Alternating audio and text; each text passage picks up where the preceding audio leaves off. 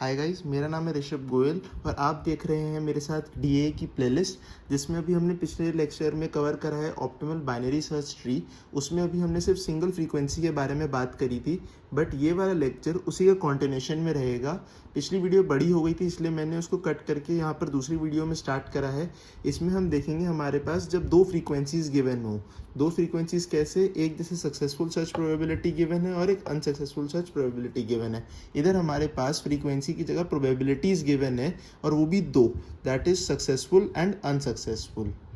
आप देख सकते हैं ये एक प्रोबेबिलिटीज हैं, तो इसीलिए अगर आप इन प्रोबेबिलिटीज का सम करेंगे, सक्सेसफुल सर्च और अनसक्सेसफुल सर्च इन दोनों का सम करेंगे तो आपको वैल्यू क्या मिलेगी, 1 मिलेगी। क्यों? क्योंकि एक प्रोबेबिलिटीज का डिस्ट्रीब्यूशन है।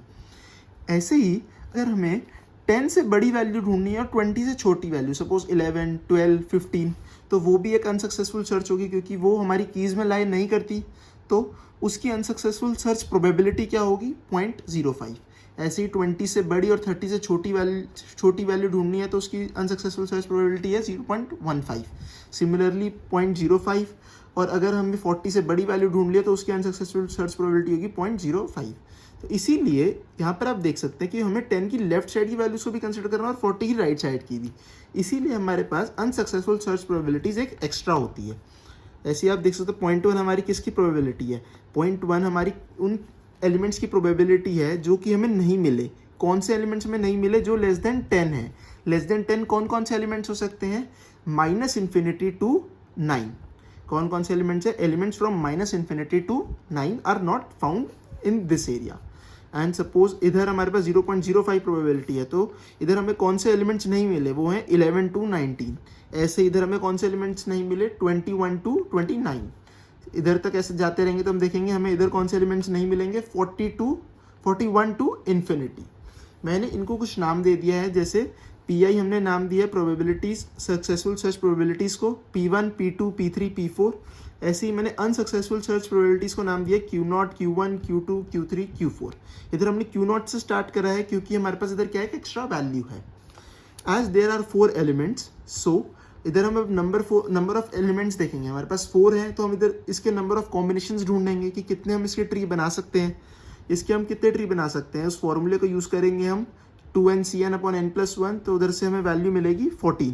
इसका मतलब हम इन 4 कीज से 14 पॉसिबल बाइनरी ट्रीज बना सकते हैं। There can be 14 possible binary trees. अब हम इसमें से एक ट्री बना लेते हैं। सपोज हमने एक ट्री बनाया 20, 10, 30, 40। इसमें हमने रूट नोड क्या ली, 20। हम कोई सा भी ट्री बना सकते थे। अब हमने इस ट्रीज में इनकी सक्सेसफुल सर्च प्रोबेबिलिटीज भी लिखी और अनसक्सेसफुल सर्च प्रोबेबिलिटीज लिखी। सपोज अगर हमने ट्री बनाना स्टार्ट करा 20 से, तो आप समझ सकते हैं कि 20 बनाने के लिए अगर हमने 20 रूट नोट लिया है तो 20 से छोटी वैल्यूज लेफ्ट हैंड साइड पे रहेगी और 20 से बड़ी राइट हैंड साइड पे। इसका मतलब 20 से छोटी वैल्यूज हमारे पास कौन सी है, एक सिर्फ 10 है, तो 10 हमारी कहाँ पर रहेगी, 20 के लेफ्ट साइड में। और 30, 40 हमारे पास बड़ी है 20 से, तो वो रहेगी राइट साइड में। तो मैंने उनको इस तरीके से प्लेस कर दिया। अब हमने इसकी सक्सेसफुल सर्च प्रोबेबिलिटी लिखी 0.2, 20 की 0.2 है, 10 की सक्सेसफुल है 0.1, 30 की है 0.1 एंड 40 की है 0.2। अब हमने साथ में इनके एक नोड बनाई है जो डिनोट करती है अनसक्सेसफुल सर्चेस। 10 के लेफ्ट और राइट साइड के अनसक्सेसफुल सर्चेस की अपने प्रोबेबिलिटी लिख ली, दैट इज 0.1। ये हमारा Q0 है, ये हमारा Q1 है। ऐसे ही 30 के लेफ्ट साइड में हमें हो सकता है कोई वैल्यू ना मिले, तो उसकी अनसक्सेसफुल प्रोबेबिलिटी क्या है, 0.15। 40 के लेफ्ट साइड की 0.05 एंड 40 के राइट साइड की 0.05। हमने इसके लेवल लिख लिए। ये हमारा कौन सा है, लेवल 1, ये हमारा है लेवल 2 और ये हमारा है लेवल 3। अब आप देख सकते हैं जो हमारी अनसक्सेसफुल नोड्स हैं, उन नोड्स का सबसे बड़ा कंफ्यूजन आता है कि हम उसको कौन से लेवल पे कंसिडर करें। आप या तो उसको जिसके भी वो अनसक्सेसफुल नोड्स हैं उसी के लेवल पे कंसिडर कर सकते हैं। जैसे हमारे पास जो ये दोनों नोड्स हैं, ये 10 के left and right hand side के अनसक्सेसफुल सर्चेस हैं, तो हम इनको 10 के ही लेवल पे कंसिडर करके चलेंगे। जैसे 40 के हमारे पास अनसक्सेसफुल सर्चेस हैं, तो उसे हम 40 के ही लेवल पे कंसिडर करेंगे। मतलब हम इन दोनों नोड्स को लेवल 3 पे ही कंसिडर करेंगे। या आप एक और मेथड यूज़ कर सकते हैं कि आप इन नोड को एक्सटेंड करके दूसरे लेवल पे कंसिडर करें। मतलब 10 को अगर आपने लेवल 2 पे लिया है तो ऐसे आप इसकी जो अनसक्सेसफुल सर्च है 0.1 और 0.05 उसे आप लेवल 3 पे ले। बट मैं उसके प्रेफरेंस में नहीं रहता, मैं आपको हमेशा यही कहूँगा कि जो भी अनसक्सेसफुल सर्चेज हैं आप उन्हें उसी के लेवल पे लें जिसके वो अनसक्सेसफुल सर्चेज हैं। जैसे 30 के लेफ्ट साइड पे जो भी अनसक्सेसफुल सर्चेज होंगी 0.15 वाली, वो आप 30 के ही लेवल पे लें। वो आप ग्राफ से समझ जाएंगे, ट्री से समझ जाएंगे कि आपको उसे किस लेवल पे लेना है। अब हम इसकी कॉस्ट निकालते हैं, इस ट्री की कॉस्ट निकालते हैं विथ कंबाइंड कॉस्ट निकालेंगे हम, जो है सक्सेसफुल सर्च की और अनसक्सेसफुल सर्च की। तो उसकी कॉस्ट हम कैसे निकालते हैं देखते हैं। हम सबसे पहले उसके लेवल को कंसिडर करते हैं और फिर हम देखते हैं कि उसकी number of successful search probability क्या है। जैसे हमारे पास सबसे पहले 20 नोड की कंसिडर करेंगे, तो 20 नोड हमारा किस लेवल पे, लेवल 1 पे है और उसकी सक्सेसफुल सर्च प्रोबेबिलिटी है 0.2। तो हम क्या करेंगे 0.2 इंटू 1, ये है हमारा उसका लेवल, ये है उसकी प्रोबेबिलिटी प्लस। अब हम दूसरी नोड कंसिडर करेंगे, 10 कंसिडर करेंगे, तो उसकी लेवल होगा 2 और प्रोबेबिलिटी होगी 0.1। ऐसे ही हम 30 कंसिडर करेंगे, 0.1 इंटू लेवल 2, जैसे हमने इधर कंसिडर करा है 0.1 इंटू लेवल 2।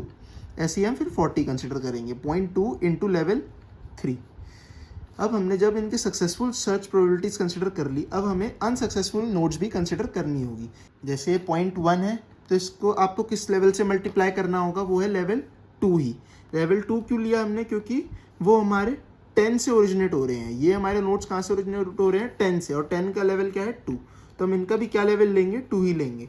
तो हम मल्टीप्लाई करेंगे 0.1 इंटू 2, इधर आप देख सकते हैं हमने कर रखा है 0.1 इंटू 2 प्लस 0.05 इंटू 2, 0.05 इंटू 2। फिर उसके बाद हम इस वाली नोट को लेंगे 0.15 into 2, 0.15 into 2 plus 0.05 into 3, 0.05 into 3 plus 0.05 into 3। अब ये हमारी क्या है, एक कॉस्ट है। किस चीज़ की कॉस्ट, हमारी combined cost of successful and unsuccessful search in this binary search tree. अब आप देख सकते हैं कि हमने नंबर ऑफ कॉम्बिनेशंस कितने निकाले थे, 14। बट हमारे लिए ये पॉसिबल तो नहीं है कि हम सारे 14 ट्रीज बनाएं और फिर उनकी अलग से कॉस्ट निकालें और फिर उनको कंपेयर करें, देखें कि किसकी सबसे कम है और उसको हम बताएं कि वो हमारा ऑप्टिमल बाइनरी सर्च ट्री है। ये एक बेटर अप्रोच नहीं है। तो इसीलिए इसको सॉल्व करने के लिए हम यूज़ करते हैं डायनेमिक प्रोग्रामिंग। डायनेमिक प्रोग्रामिंग हमारा इनडायरेक्टली सब वैल्यूज़ की कॉस्ट निकाल लेता है, सब ट्रीज की कॉस्ट निकाल लेता है और एंड में हमें जो सबसे ऑप्टिमल कॉस्ट है, जो सबसे मिनिमम कॉस्ट है, वो हमें प्रोवाइड कर देता है। इधर आप देख सकते हैं इन कॉस्ट की सम क्या है, ये हमारे पास 2.1, बट ये 2.1 क्या है, मिनिमम वैल्यू नहीं है, ये सिर्फ इस ट्री की कॉस्ट है। हमें इसके ऑल 14 कॉम्बिनेशंस की कॉस्ट निकाल के कंपेयर करना पड़ेगा। Number of unsuccessful search elements are n+1, that is number of keys. अगर आपको कभी भी number of unsuccessful search elements निकालने हैं तो आप वो कैसे निकाल सकते हैं, वो आप निकाल सकते हैं नंबर ऑफ एलिमेंट्स +1। वो हमेशा कितने होंगे, नंबर ऑफ एलिमेंट्स +1 ही होंगे।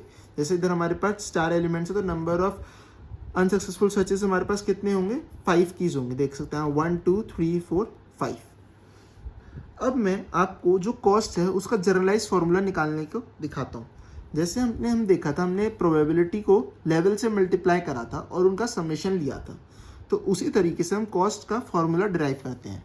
जैसे अगर हमें कॉस्ट निकालनी है फ्रॉम 0 टू n, n क्या है हमारा, नंबर ऑफ कीज़। अगर हमारे पास 3 कीज़ हैं, 4 कीज़ हैं, तो उधर हम n की वैल्यूज़ को रिप्लेस कर देंगे। जैसे इधर हमारे पास 4 था तो हम इधर क्या लेंगे, कॉस्ट ऑफ 0 से लेके 4, 0 नंबर ऑफ कीज़ से लेके 4 नंबर ऑफ कीज़ तक।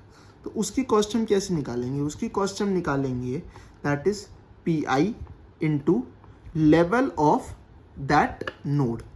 PI क्या है, हमारी सक्सेसफुल, ये अभी हम क्या निकाल रहे हैं, हमारी सक्सेसफुल सर्च प्रोबेबिलिटी का फॉर्मूला है और ये हमारा अनसक्सेसफुल सर्च प्रोबेबिलिटी का फॉर्मूला है। सबसे पहले हम देखते हैं successful search probability. Probability PI हमारी क्या है, जो भी हमारी सक्सेसफुल सर्च प्रोबेबिलिटीज थी वो इनटू उसका लेवल ऑफ AI क्या है, AI क्या है हमारा, element, level of that element. AI हमारा सक्सेसफुल एलिमेंट्स को डिनोट करता है। जैसे इधर हमने लिया था 0.2 इंटू लेवल 1, PI हमारा क्या था 0.2 और लेवल ऑफ AI क्या था हमारा इधर 1। ऐसे इधर हमने क्या लिया था 0.1 इंटू लेवल 2, 0.1 इंटू लेवल 2 और हमने फिर इनका क्या किया था, इनका समेशन किया था। समेशन कहाँ से किया था, फ्रॉम i 1 से लेके n तक, पहली की से लेके आखिरी की तक, आखिरी हमारी सक्सेसफुल की तक। इधर हमने 0 ले रखा है और इधर समेशन में हमने 1 लिया। 0 तो आप समझ सकते हैं कि हमारा एक हाइपोथेटिकल कॉन्सेप्ट है, क्योंकि हमें यहाँ पर 0 हमने अनसक्सेसफुल सर्च में लिया था, इसीलिए हमें स्टार्ट हम 0 से ही करते हैं। सिमिलरली अब हम अनसक्सेसफुल सर्चेस का कॉम्बिनेशन लेंगे। अनसक्सेसफुल सर्च में हम क्या करेंगे, QI से पहले यूज़ करेंगे। QI क्या है हमारा, अनसक्सेसफुल सर्च प्रोबेबिलिटीज़ है। फिर हमने उनको किससे मल्टीप्लाई करा था, उनके लेवल से, लेवल ऑफ EI। EI क्या है हमारा, element denoting the unsuccessful search elements, और उनका लेवल, उनके लेवल को मल्टीप्लाई करेंगे उनकी अनसक्सेसफुल सर्च प्रोबेबिलिटीज से, और फिर उनका समेशन लेंगे। हमने कहाँ से कहाँ तक ली थी हमारी अनसक्सेसफुल सर्चेस, 0 से लेके 4 तक। तो हम इसलिए 0 से लेके 4 का मतलब क्या, 0 से लेके n तक जनरलाइज कर देंगे हम इसे, तो हम इसे लिखेंगे 0 से लेके n तक और उसका समेशन लेके ऐड कर देंगे। तो ये आएगा हमारा फॉर्मूला ऑफ कॉस्ट। अब हमें आखिरी तक इसी को ही मिनिमाइज करना है। इस वैल्यूज़ को अगर हम मिनिमाइज करके इसकी कॉस्ट निकाल लेंगे तो वही होगी हमारी optimal binary search tree cost. As we have 14 trees, so we have to find the best tree which has minimum cost. ठीक है, अब मैं आपको दिखाता हूँ कि डायनेमिक प्रोग्रामिंग यूज़ करके कैसे हम optimal binary search tree problems solve करते हैं।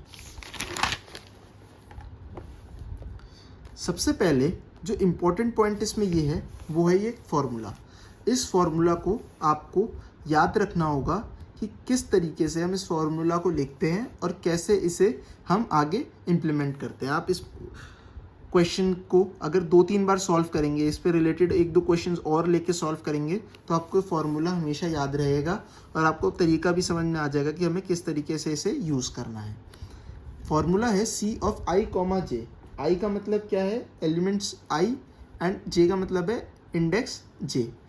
C है हमारा cost. Cost from I to J is minimum value of from K I to included J, cost of I to K -1 plus cost of K to J। इन दोनों का summation करके जो भी value आएगी उसका हमें मिनिमम लेना है, plus weight of I, J। इसको मैं आपको समझाता हूँ। अगर हम प्रीवियस एग्जांपल लें, अगर सपोज हमारे पास 3 कीज हो तो हम कैसे लिखेंगे, cost from 0 to 3 is equals to minimum of K from 0 to 3, C of 0,0 plus C of 1,3। हम इधर वैल्यूज डालेंगे, पहले I की वैल्यू डालेंगे 0, वो आएगी 0, K -1।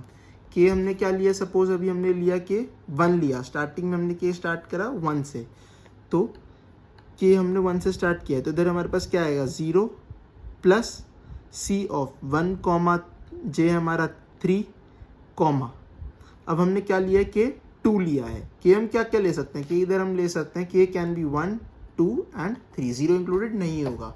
ये हमारी वैल्यूज आई है जब हमने K को क्या लिया है, 1 लिया है। अब हम 2 लेंगे, K को 2 लेने पे हमें क्या मिलेगी, कॉस्ट C I हमारा है 0, K की वैल्यू हम 2 लेंगे तो 2 - 1 1 प्लस कॉस्ट ऑफ K हमारा 2, J हमारा 3, C ऑफ, अब हम K को लेंगे 3 लेने के बाद I है हमारा 0, K की वैल्यू थी 3 तो 3 - 1 2 plus cost of K that is 3, J। अब इन तीनों सम्स को हम फाइंड करेंगे और जो सबसे मिनिमम होगी हम उसे कंसिडर करेंगे। उसको कंसिडर करने के बाद हम उसको किस में ऐड करेंगे, वेट ऑफ 0,3 में। अब जैसे हमारे पास यहाँ पर C ऑफ 1,3 है, इसको हमें अलग से फाइंड करना पड़ेगा। Suppose C of 1,3 is equals to minimum of K 1 to 3, इसमें हम दोबारा फॉर्मूला लगाएंगे। ऐसे ही कॉस्ट ऑफ 2,3 में हम दोबारा फॉर्मूला लगाएंगे। कॉस्ट ऑफ 0,0, कॉस्ट ऑफ 1,1, ये आपको याद होगा, मैंने पहले भी बताया था कि ये कुछ भी नहीं होता है, इसकी कॉस्ट हम हमेशा 0 लेते हैं, क्योंकि आप सोच सकते हैं हम नोड 0 से अगर 0 पे ही जा रहे हैं तो हमें कुछ भी वैल्यूज़ नहीं यूज़ होएगी, हमें उसकी कोई भी कॉस्ट नहीं मिलेगी। तो इसीलिए हम उनकी कॉस्ट क्या लेते हैं, 0 लेते हैं। जैसे cost from 0 to 0, cost from 1 to 1, from 2 to 2। तो इसका मतलब अब इस क्वेश्चन को सॉल्व करने में हमें किन किन वैल्यूज़ की ज़रूरत होगी, हमें वैल्यूज़ की ज़रूरत होगी, वो होगी कॉस्ट ऑफ 0,0, कॉस्ट ऑफ 1,1, 2,2, 3,3। ऐसे ही हमें कॉस्ट ऑफ 0,1 की ज़रूरत होगी, 1,2, 2,3, 0,2, 1,3 एंड 0,3। ये मैंने कैसे लिखा है, जैसे आप देख सकते हैं इधर हमारे 0 का डिफरेंस है, इधर हमारे पास 1 का डिफरेंस है 0,1, 1,2, इधर हमारे पास 2 का डिफरेंस है 0,2, 1,3, इधर हमारे पास 3 का डिफरेंस है 0,3। ये हमें वैल्यूज़ हैं जो हमें नीड होगी इस क्वेश्चन को सॉल्व करने के लिए। ये हमारा i था, ये j था। इधर आप देख सकते हैं हमारा j माइनस आई क्या है, 0 है। इधर हमारा j माइनस आई की वैल्यू है 1, इधर j माइनस आई की वैल्यू है 2, इधर j माइनस आई वैल्यू है 3। अब इन वैल्यूज़ को निकालने के लिए हम एक टेबल का यूज़ करते हैं। हम पहले w को भी देख लेते हैं, हमारा w कैसे चेंज हो रहा है। जैसे हमारे पास इधर 0,3 था, इधर हमारे पास क्या था, w 0,3। ऐसे इधर हमारे पास 1,3 था, तो हमारे पास इधर w क्या था, w ऑफ 1,3। अगर हमारे पास सपोज w ऑफ 0,2 निकालना, तो वो हम कैसे निकालेंगे। w क्या होता है, वेट होता है, वेट ऑफ 2 कीज, मतलब 0 से लेके 2 तक जितनी भी प्रोबेबिलिटीज़ आ रही है उनका सम। जैसे अगर हम 0 से 2 तक जाएं तो हमारे पास कितनी अनसक्सेसफुल और सक्सेसफुल प्रोबेबिलिटीज़ आएगी, वो आएगी Q0 plus P1 plus Q1 plus P2 plus Q2। 0 से लेके 2 तक हमारे पास जितनी भी सक्सेसफुल और अनसक्सेसफुल प्रोबेबिलिटीज़ आती है उनका सम। आप देख सकते हैं यहाँ पर हमारे पास जैसे की है 0 से लेके 2 तक, हम इसको लेंगे तो की 1 ही, बट हमारे पास 0 की भी कुछ प्रोबेबिलिटी है, कि 0 की भी कुछ प्रोबेबिलिटी है। तो हम 0 से अगर 2 तक जाते हैं, सपोज ये 1 है हमारी और ये 2 है, तो यहाँ तक हमें जाना है, तो इनकी प्रोबेबिलिटी क्या होगी, Q0 plus P1 plus Q1 plus P2 plus Q2। हम इस Q2 को भी कंसिडर करेंगे क्योंकि ये क्या है, हमारी इसी की 2 से जनरेट हुई हुई अनसक्सेसफुल सर्च प्रोबेबिलिटी, उसको हम क्या करें कि Q2।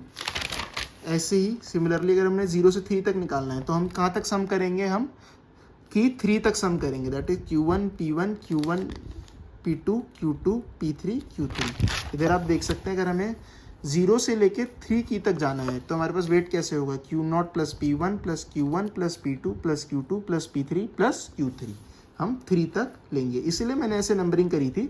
स्टार्टिंग में हम Q0 से स्टार्ट करेंगे, इसलिए आपको ये जिस तरीके से मैंने वेरिएबल्स डिफाइन करे इनको याद रखना है। जो हमारे पास सक्सेसफुल प्रोबेबिलिटीज़ हैं उनको हम कैसे डिनोट करेंगे, P1 से, P2 से, P3 से, P4 से, और जो अनसक्सेसफुल है उसको हम किससे स्टार्ट करेंगे, Q0 से, Q0 Q1 Q2 Q3 Q4। इसलिए आपको आगे फॉर्मूलाज में वैल्यूज़ को पुट करने में आसानी होगी।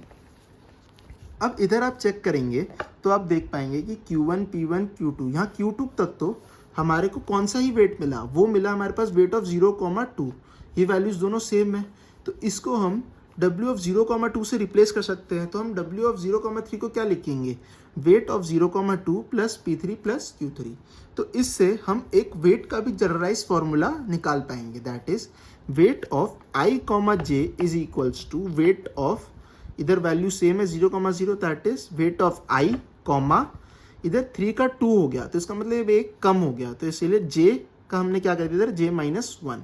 Wait of I, J minus 1 plus P of J, ये हमारे पास 3 है और इधर भी 3 है, तो हमने इसको J ले लिया, और इधर भी 3 है और इधर भी 3 है, इसका मतलब ये क्या है, J है, प्लस Q ऑफ J। ये हमारे पास जनरलाइज फार्मूला आ गया वेट। तो ये हमने फार्मूला निकाल लिए वेट के और कॉस्ट के, और इस तरीके से हमने वैल्यूज़ निकाली कि क्या क्या हमें फाइंड करनी है हमारे क्वेश्चन के लिए। अब हम एक क्वेश्चन देखेंगे और देखेंगे किस तरीके से हम उसे सॉल्व करते हैं। अब इस एग्जांपल में हमारे पास 4 कीज़ हैं और 2 प्रोबेबिलिटीज़ हैं, एक सक्सेसफुल सर्च प्रोबेबिलिटी और अनसक्सेसफुल सर्च प्रोबेबिलिटी। अब इन प्रोबेबिलिटीज़ का नंबर मैंने न्यूमेरिक वैल्यू लिया है, एक इंटीजर लिया है, क्यों, क्योंकि इससे कैलकुलेशंस ईजी हो जाएंगी। वैसे इन प्रोबेबिलिटीज़ को डेसिमल में होना चाहिए था, पर मैंने इन डेसिमल वैल्यूज़ को इंटू 16 करके उनकी एक इंटीजर वैल्यू में निकाल लिया है। हम आंसर को डिवाइडेड बाय 16 कर देंगे तो हमारे को सही आंसर मिल जाएगा। ये मैंने सिर्फ इसलिए करा था कि हम कैलकुलेशंस ईजी कर सकें। ये सिर्फ हमारी कैलकुलेशंस ईजी करने के लिए इंटीजर वैल्यू में कन्वर्टेड है, नहीं तो अगर आप इनको सबको डिवाइडेड बाय 16 कर दोगे तो आपकी इनकी एक्चुअल प्रोबेबिलिटीज़ निकल आएंगी।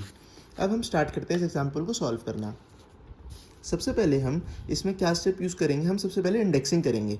इंडेक्सिंग कहाँ से करेंगे, कीज़ की इंडेक्सिंग फ्रॉम 1 to 4, 1 2 3 4। इसका मतलब हमारे पास यहाँ पर कितनी कीज़ है, 4 कीज़ हैं, और हमारे पास अनसक्सेसफुल सर्च हमेशा एक ज़्यादा होते हैं, मैंने आपको समझाया था। और उसकी इंडेक्सिंग कहाँ से स्टार्ट करेंगे, Q0 से, Q0, Q1, Q2, Q3, Q4। ये होगा मेरा P1, P2, P3 and P4। इस वाले क्वेश्चन को भी हम डायनेमिक प्रोग्रामिंग से सॉल्व करेंगे, और इसमें हम उसी तरह से टेबल बना के सॉल्व करेंगे जिस तरीके से हमने हमारी सिंगल फ्रीक्वेंसी में बनाई थी। अब सबसे पहले हम देखेंगे कि हमारे को इसमें क्या क्या वैल्यूज़ की नीड होगी, वही सेम हम यूज़ करेंगे, that is J minus I values. हम इसमें J माइनस आई वैल्यूज़ कहाँ से निकालेंगे, 4 से लेके 0 तक। हमारे पास कितने एलिमेंट्स है, 4 है, तो इसका मतलब J माइनस आई हमारी कहाँ तक हो सकती है, 4 तक, और आखिरी कहाँ तक जा सकती है, 0 तक। तो इसका मतलब हमारे को कहाँ का यूज़ करना है, J माइनस आई हमारी यहाँ पर 0 हो, 1 हो, 2 हो, 3 और 4 हो।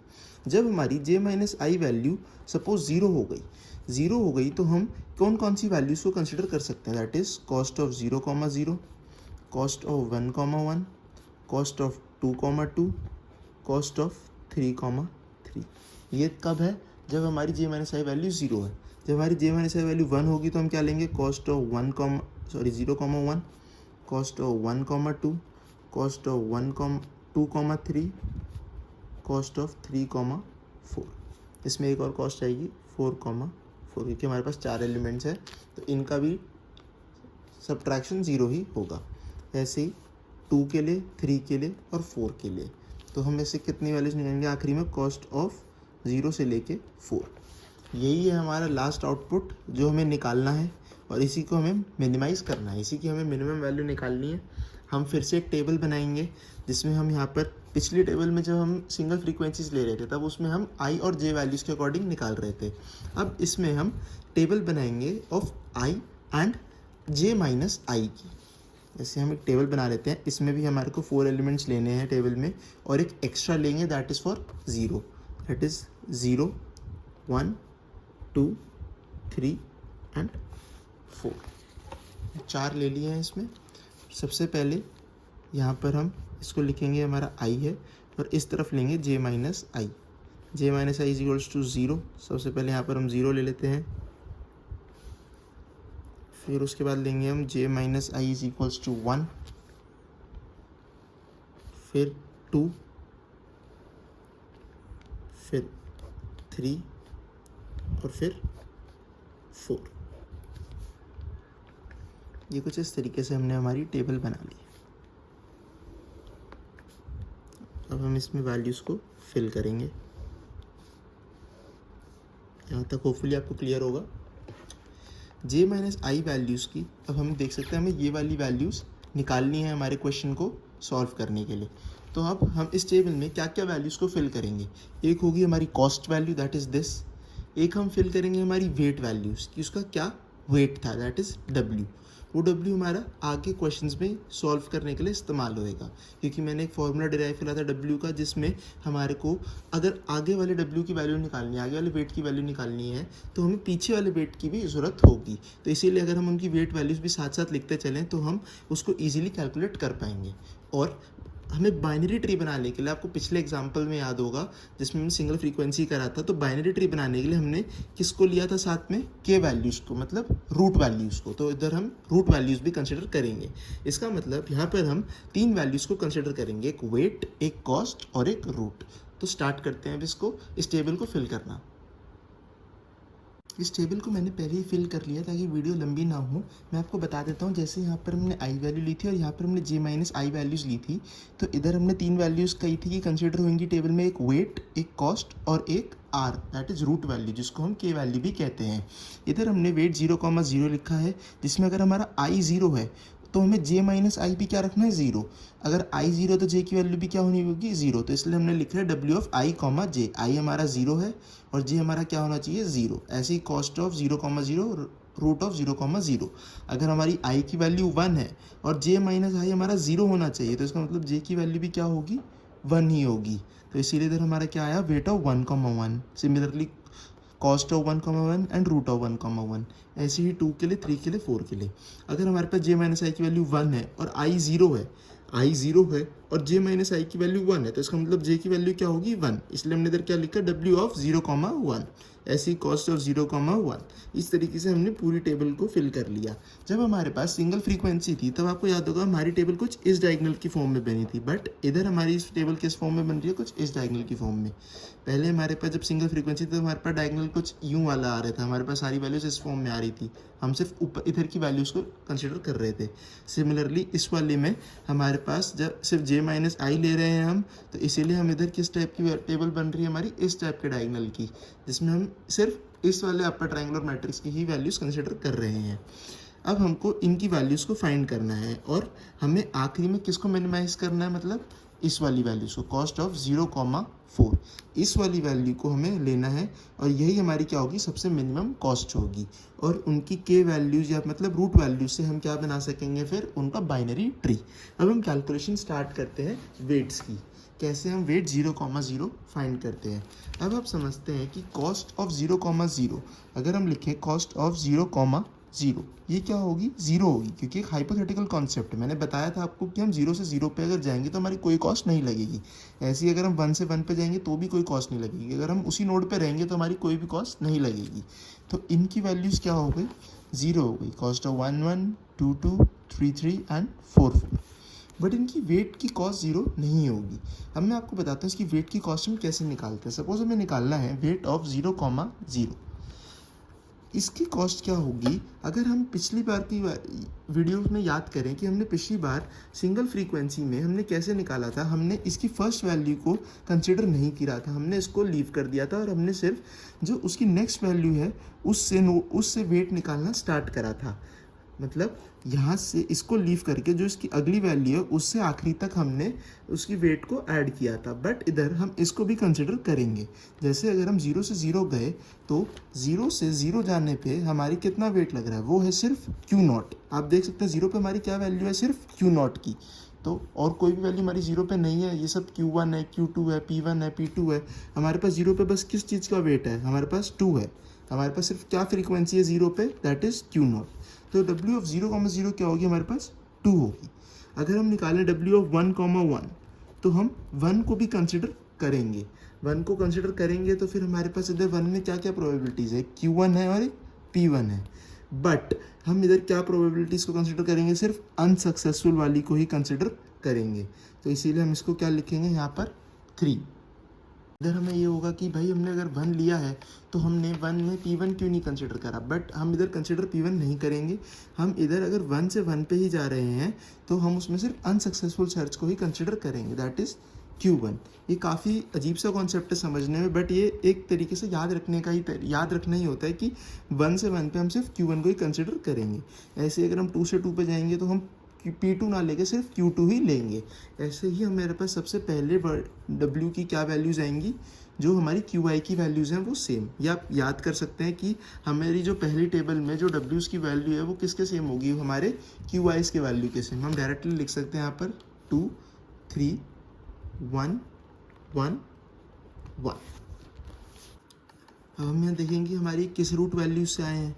ये जो हमारी कॉस्ट है ये किस रूट वैल्यू से आई है। इधर आप देख सकते हैं जो हमारे पास 0,0 था तो हमारा हाइपोथेटिकल कॉन्सेप्ट है, इसके हम डायरेक्टली कॉस्ट 0 ले लेते हैं, तो इसका मतलब किसी भी के वैल्यू से नहीं आए हैं।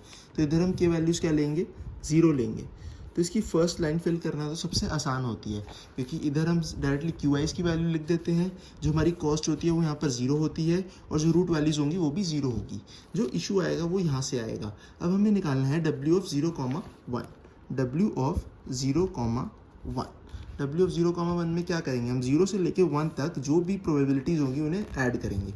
अब जब हम 0 से 1 तक जा रहे हैं तो 0 से 1 तक जाने में हमारी बीच में क्या आएगी, हमारी सक्सेसफुल सर्च प्रोबेबिलिटी भी आएगी, तो हम उसको भी कंसिडर करेंगे। हम जब सिर्फ J माइनस आई जब हमारा 0 था तब हम इसमें हमारी सिर्फ अनसक्सेसफुल सर्च ही कंसिडर कर रहे थे वेट में। बट जब अगर हम किसी पॉइंट से दूसरे पॉइंट पर जा रहे हैं तो हम उसमें सक्सेसफुल सर्च भी कंसिडर करेंगे। तो इसका मतलब वेट ऑफ 0,1 में हम क्या क्या कंसिडर करेंगे, करेंगे हम Q0 plus P1 plus Q1। आप देख सकते हैं अगर हम 0 से 1 में जा रहे हैं तो हम कैसे जाएंगे, Q0 P1 Q1। हम इन 1 वाली को 0 को भी कंसिडर करेंगे और 1 वाली दोनों को भी कंसिडर करेंगे। तो इसका वेट क्या होगा हमारे पास 2 + 3 + 3 दैट इज 3 3 6 8। तो इसका वेट क्या होगा हमारे पास 8 होगा। अब हम इसकी कॉस्ट निकालते हैं। इनके फॉर्मूलेज भी हम यहाँ पर लिख लेते हैं क्योंकि वो भी बहुत ज़रूरी हैं वो हमारे हर स्टेप पे यूज़ होंगे। Cost of I comma J is equals to minimum of K is in between I included J, C of I comma K minus one plus C of K to J plus weight of I comma J. और हमने wait का भी एक formula derive करा था, weight of I comma J is equals to weight of I comma J minus one plus P of J plus Q of J. ये हमारे formulas, ये हमें याद रखने हैं, ये हमारे आगे यूज आएंगे। अब हम कॉस्ट को फाइंड करते हैं, कॉस्ट ऑफ 0,1। कॉस्ट ऑफ 0,1 हम कैसे फाइंड करेंगे, फॉर्मूले में हम डाल लेंगे cost of 0,1 that is minimum of K is in between 0 से लेके 1। अब हमारे पास इधर के की क्या वैल्यू होगी, सिर्फ ए की वैल्यू होगी दैट इज़ 1, तो हम इधर के की वैल्यू 1 डाल लेते हैं। हमारे पास क्या आएगा, cost of 0,0 plus cost of 1,1 plus weight of 0 से लेके 1। इधर 0 भी हमारा 0 है, 0,0 हमारा 0 है और कॉस्ट ऑफ 1,1 भी 0 है, आप यहाँ टेबल से देख सकते हैं। और हमारे पास वेट ऑफ 0,1 चाहिए। वेट ऑफ 0,1 हमने पहले क्या निकाल रखा था, 80, तो इसका मतलब हमारी कॉस्ट भी क्या आएगी, 8 आएगी। और हमारे किस रूट वैल्यू से निकल के आया, किस के वैल्यू से निकल के आया वो आप देख सकते हैं, वो है के इज इक्वल्स टू 1 से, तो इसका मतलब रूट वैल्यू हमारी क्या होगी, 1 होगी। ऐसे ही करके अब हम और भी वैल्यूज़ को निकाल लेंगे। आप इसमें ट्रेंड समझ सकते हैं कि हमारी जो वैल्यूज़ हैं 0 हो रही है और आखिरी में हमारे पास क्या वैल्यू आएगी, दैट इज़ उसी का वेट। ऐसे ही हम अगर इनका वेट्स निकाल लें तो उसकी कॉस्ट भी वैल्यू उसी के इक्वल होगी। मैं आपको एक और निकाल के दिखा देता हूँ। जैसे हम वेट ऑफ 1,2 निकाल लेते हैं। वेट ऑफ 1,2 क्या होगा, 1 से 2 तक जाने में जितने भी वेट्स आ रहे हैं, जितनी भी प्रोबेबिलिटीज़ आ रही हैं, वो क्या होगी हमारी P1 Q1 और P2 Q2। 1 से 2 तक जाने में हमारी जितनी भी प्रोबेबिलिटीज़ आ रही है 1 से 2 में, P1 Q1 P2 Q2, ये सारी हमारी 1 और 2 की प्रोबेबिलिटीज़ हैं। तो हमने इनको ऐड कर लिया और हमारी इसकी क्या वैल्यूज़ आएगी, 3 + 3 + 3 + 1 दैट इज़ 10। इसका हमारा वेट क्या आ गया, 10 आ गया। अब हम वेट 1,2 निकाल लेते हैं। वेट 1,2 जैसे आप देख सकते हैं हमने वेट 0,1 निकाला था, तो हमने उसके Q0 से स्टार्ट करके उसके Q पे ही एंड करा था। इसके Q0 से स्टार्ट करके हमने Q1 पे एंड करा था। ऐसे ही हम 1 से 2 जाएंगे तो हम 1 के Q0 से स्टार्ट करेंगे, 1 के Q से स्टार्ट करेंगे और 2 के Q पे एंड करेंगे। जैसे Q1 + P2 + Q2, आप यहाँ से देख सकते हैं हमने से Q1 से स्टार्ट करा, Q1 + P2 + Q2, हमने इस वाले ट्राइंगल को यूज़ करा है। उसका क्या होगा, 3 + 3 + 1 = 7। तो इसका मतलब वेट हमारा क्या आएगा, 7। और वेट ये और कॉस्ट हमारी किसके इक्वल आएगी, वेट के इक्वल। और ये किस आर वैल्यू पे आएगा वो हम यहाँ से देख लेते हैं। C ऑफ 1,2 = कॉस्ट ऑफ, इसमें हम के वैल्यू भी चेक करनी है, that is minimum of K is in between 1 से लेके 2, तो के की वैल्यू क्या होगी, 2। Cost of 1,1 plus cost of 2,2 plus weight of 1,2। आप ये देख सकते हैं 0 हो चुकी हैं और हमारे पास क्या बचा, बस वेट ऑफ 1,2 और किसके वैल्यू पे, 2 पे। तो इसका मतलब ये 2 आएगा और ये हमारी वेट इक्वल हो गया। ऐसे ही हम आगे भी लिख सकते हैं। मैं इनकी वैल्यूज़ लिख देता हूँ, निकालने की ज़रूरत नहीं है, वीडियो लंबी हो जाएगी। ऐसे ये 1 2 है तो ये भी 3 हो जाएगा और ये 4 हो जाएगा। आप इसको निकाल के देखेंगे तो आप ट्रेंड एनालाइज कर पाएंगे कि ऐसे वैल्यूज़ बढ़ रही हैं। इनकी वैल्यूज़ हैं 3 3 3 एंड 3। अब आप इनकी वैल्यूज़ निकाल सकते हैं। मैं इन सब की वैल्यूज़ को निकाल के डायरेक्टली यहाँ पर लिख सकता हूँ। सेम प्रोसेस रहेगा इनकी वैल्यूज़ को निकालने का। ये हमारी वैल्यूज़ निकल चुकी हैं। अब आप इनको खुद कैलकुलेट कर सकते हैं। आपको होपफुली समझ में आ गया होगा कैसे हमने कैलकुलेट करा, कैसे हमने के वैल्यूज़ निकाली और किस के वैल्यू पे हमें बेस्ट कॉस्ट मिली है।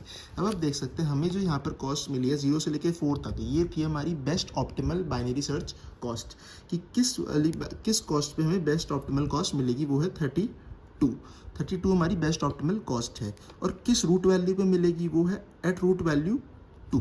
तो अब इसी रूट वैल्यू का हेल्प लेके हम इसका बाइनरी ट्री बनाएंगे। तो अब हम इस रूट वैल्यू से स्टार्ट करते हैं, दैट इज़ सेकंड। अब हम सेकंड रूट वैल्यू से स्टार्ट करेंगे, सेकंड से स्टार्ट करेंगे और ये हमारा रूट ऑफ 0 से लेके 4 तक। मैंने पहले भी आपको समझाया इसका बाइनरी ट्री हम कैसे बनाते हैं, यहाँ पर भी हम फिर दोबारा बनाते हैं। ये हमारी रूट वैल्यूज़ है, ना कि की वैल्यूज़। हम इसको बाद में हमारी की वैल्यू से रिप्लेस करेंगे। हम इसकी दोनों साइड बनाते हैं, लेफ़्ट और राइट। लेफ्ट साइड हमारे पास क्या क्या रूट वैल्यूज़ होंगी, रूट वैल्यूज़ फ्रॉम 0 से लेके 2 तो हमारा यूज़ हो चुका है, इसका मतलब हमारे पास लेफ्ट में कौन कौन सी वैल्यूज़ होंगी, 0 से लेके 1। और राइट में हमारे पास क्या वैल्यूज़ होंगी, from root values from 2 to 4, 2 to 4। यहाँ पर 0 से 1 की वैल्यू हम निकाल लेंगे। रूट वैल्यू ऑफ 0 से 1 क्या है, 1 है, तो इसका मतलब यहाँ पर किससे रिप्लेस कर देंगे, 1 से। और इधर हमारे पास रूट वैल्यू क्या है, 2 से 4, तो 2 to 4 हमारे पास रूट वैल्यू की वैल्यू क्या है, दैट इज़ 3, तो इसको हम किस की से रिप्लेस कर देंगे, 3 से। अब हम 1 का लेफ्ट और राइट साइड कंसिडर करेंगे। 1 के लेफ्ट साइड पे हमारे पास क्या होगी, रूट ऑफ 0 से लेके सिर्फ 0 ही बचा है तो 0, और राइट साइड में हमारे पास क्या होगी, रूट ऑफ इस 1 से लेके इस 1 तक। तो इन दोनों को 0 ही है तो हम लोग कंसिडर नहीं करेंगे, इसका मतलब ये ट्री यहीं तक बनेगा। अब हम इसके लेफ्ट और राइट साइड कंसिडर करेंगे, इधर हमारे पास क्या होगी, रूट वैल्यू ऑफ 2 से लेके हमारे पास यहाँ 2 और यहाँ 3 आ गया, तो यहाँ पर मतलब 2 ही होगा। और इधर राइट साइड में क्या होगा, रूट ऑफ 3 से लेके 4, तो इधर भी हम कुछ कंसिडर करेंगे कि रूट ऑफ 2, 2 0 ही है। रूट ऑफ 3, 4, रूट ऑफ 3, 4 की वैल्यू हमारे पास क्या है, 4 है, तो इसका मतलब हम यहाँ पर क्या लेंगे, 4। अब हम 4 के लेफ्ट और राइट साइड भी कंसिडर कर लेते हैं, वो क्या होगा, रूट ऑफ 3 से लेके 4 यहीं पर आ गया, तो यहाँ तक कहाँ तक जाएगा, सिर्फ 3 तक ही जाएगा।